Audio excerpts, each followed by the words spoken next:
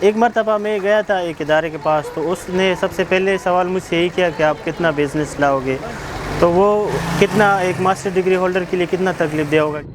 میرا نام سبیل افریدی ہے، میرا تعلق ضلع خیبر تحصیل باڑہ سے ہے۔ ابھی میں پشاور میں رہتا ہوں۔ میں نے پشاور یونیورسٹی سے 2020 میں جرنلزم میں ماسٹر کیا ہے۔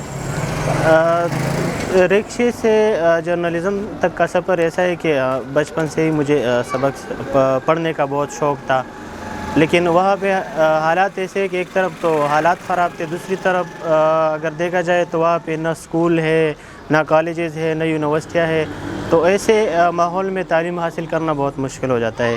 پھر ہم IDPs ہو گئے، یہاں پشاور منتقل ہو گئے، تقریباً 6-7 سال ہو گئے کہ میں رکشہ چلاتا ہوں۔ ہمارے علاقے وہاں بہت پسماندہ ہے، لوگ بہت غریب ہے، وہاں پہ مسائل بہت زیادہ ہے، یہ بنیادی ضروریات نہیں ہے۔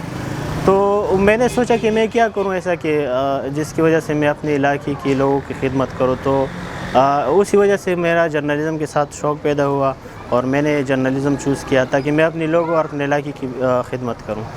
میں جب بھی جاتا ہوں اپنے گاؤں یا ادھر پشاور میں، جب بھی کوئی سٹوری میرے سامنے آتی ہے تو میں رکشہ ایک سائڈ پہ کھڑا کر کے میں اپنے یوٹیوب پیج اور یوٹیوب چینل اور فیس بک پیج کے لیے سٹوریز بناتا ہوں۔ اپلائی تو ہم بہت زیادہ کرتے ہیں۔ اپلائی کرنے میں ایک مسئلہ یہ ہے کہ اپلائی کرنے کے لیے بھی آج کل جو ہے نا وہ فیسیں بہت زیادہ ہیں۔ مطلب ایک اپلیکیشن آپ جمع کرتے ہیں تو اس کے ساتھ تقریباً 1800 روپے ایک اپلیکیشن کا خرچ آتا ہے۔